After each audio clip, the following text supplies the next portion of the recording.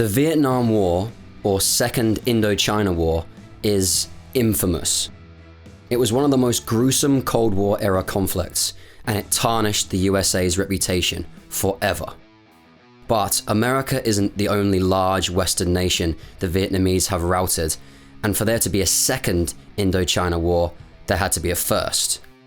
Here, in the wake of World War II, Ho Chi Minh stood up to the French to expel them from what was then French Indochina.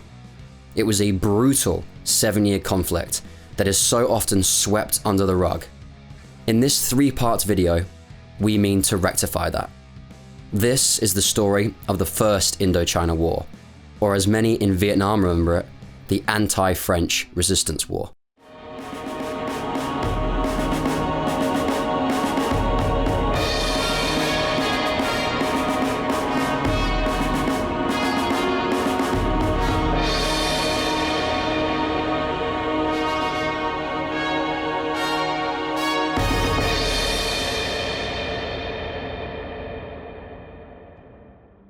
As with many of the 20th century's wars, the First Indochina War was sparked by World War II.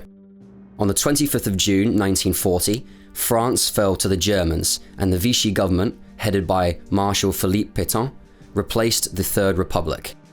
At this time, Vietnam, Laos, and Cambodia were ruled by the French in what was called French Indochina, so these colonial territories fell under the Vichy administration. As the Vichy government collaborated with the Germans, with Vichy France ultimately coming under direct German control, it had to collaborate with Germany's soon-to-be Axis allies too, notably Imperial Japan, and the Japanese had had their eyes on Indochina for quite some time. Fighting the Chinese in the concurrent Sino-Japanese War, the Japanese naturally wanted to cut off China's supply lines. One major supply line was the Kunming-Hai Railway, which went from the Indo-Chinese port of Haiphong to Hanoi and then into the Chinese province of Yunnan. Staging their troops in Indochina, specifically in the region of Tonkin, would allow them to open up a new front against their enemies in China too. With the collaborationist Vichy government now in charge of French Indochina, Japan started laying on pressure in a political sense, and the Vichy government was given an ultimatum. On one hand, they could close all supply routes to China, let Japanese troops pass through Indochina, let Japanese air forces use their air bases, and give the Japanese Navy basing rights at Guangzhou. On the other hand, the Japanese could invade. While an agreement was ultimately reached, some Japanese units weren't interested in negotiating, so they attacked the French border post of Dongdang and the province of Lang Son. From the 22nd to the 26th of September 1940, Japanese forces marched into northern Indochina. Following that, Japan said sorry, released the French they had taken as POWs, and returned control of the towns they had seized to the French, at least on the surface. After all, why would they go to war with the French when they could just rule them from behind the scenes and use French Indochina as a base from which they could fight everyone else? Not to mention that puppeteering the French would get a whole lot easier after the tripartite pact had been signed on the 27th, and Japan officially had Germany on its side. In Vietnam, however, not everyone was happy living under the thumb of Vietnamese Emperor Bao Dai, a puppet of a French government that was itself puppeteered by the Japanese. The people's lives were more uncertain than ever, and as World War II escalated, they whispered of revolution. Before we get to that though, the Vichy French were having serious problems in October 1940, just after the Japanese invasion. Emboldened by the fall of France, the Thai Major General, Plaek Pibulsonggram, decided to bomb French Indochina and then launch an offensive through Laos and Cambodia to regain territory previously lost to the French. The Thai army was better equipped, more experienced, and numerically superior to the French, boasting some 60,000 troops, as opposed to the 50,000 troops fielded by the French. They also had more aircraft and more experienced pilots. French naval forces reigned superior in the sea though. From early to mid-January 1941, Thailand appeared to have the upper hand, overrunning Laos and pushing into Cambodia. But on the 17th, French naval forces defeated the Royal Thai Navy in the Battle of Ko Chang, and it seemed the tide was turning. It was shortly after this that Japan stepped in as a mediator, arranging a ceasefire on the 28th. To satisfy Thailand, the Japanese made the French relinquish swaths of Laos and Cambodia to Pibul Songram. For the time being, this worked very much in Japan's favour, as the Japanese had improved their relationship with Thailand without absolutely destroying their relationship with the French. Now, back to Vietnam and those whispers of revolution.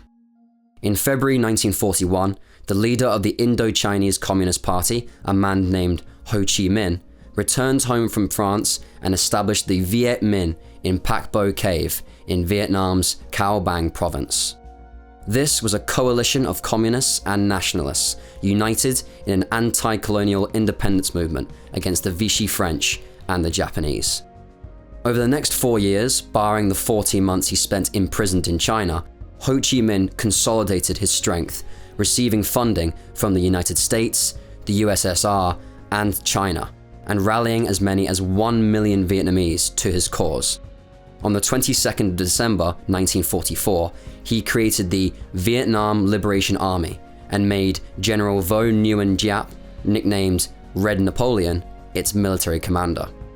Just 3 days later, a contingent of the Liberation Army fought its first battle and won.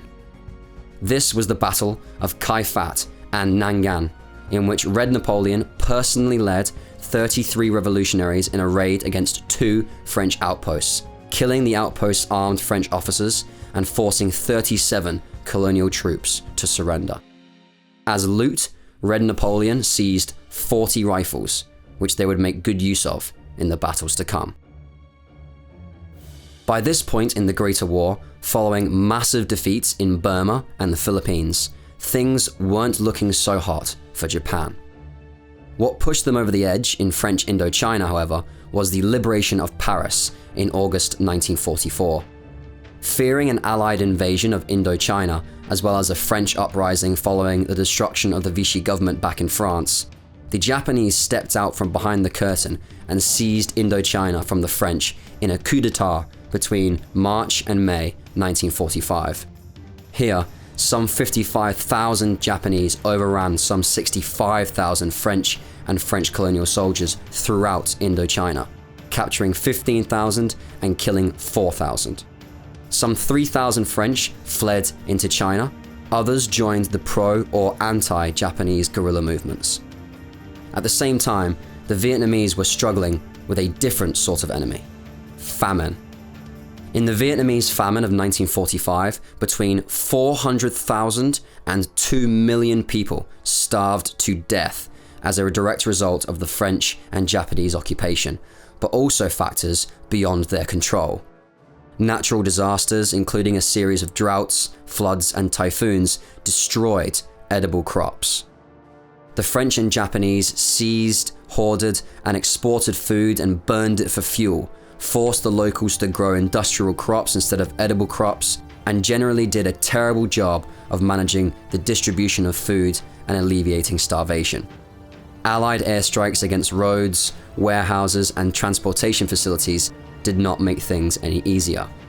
All in all, Japan's coup d'etat cost Vietnam dearly, but the end times were near for the Japanese Empire. On the 6th of August, the US dropped the first bomb on the Japanese home islands, and on the 14th, Japan agreed to surrender. With his people starving and the Japanese laying down their guns, Ho Chi Minh's forces seized Hanoi and most of Indochina, persuading the puppet emperor Bao Dai to abdicate. This was known as the August Revolution, an event punctuated by Ho Chi Minh's famous independence speech, which borrowed language directly from the US Declaration of Independence. But Ho Chi Minh wasn't in the clear just yet. In fact, his first Great War was only just getting started, and by the time of his death, he would be neck deep in the dead. But we'll save that for part 2 of this video, now that we've set the stage for the First Indochina War. Before we get to that bloody conflict, did you know about the simultaneous French and Japanese occupation of French Indochina in World War II? What about the famine? Can you expand on anything we covered in this video? Please feel free to share your thoughts in the comment section below.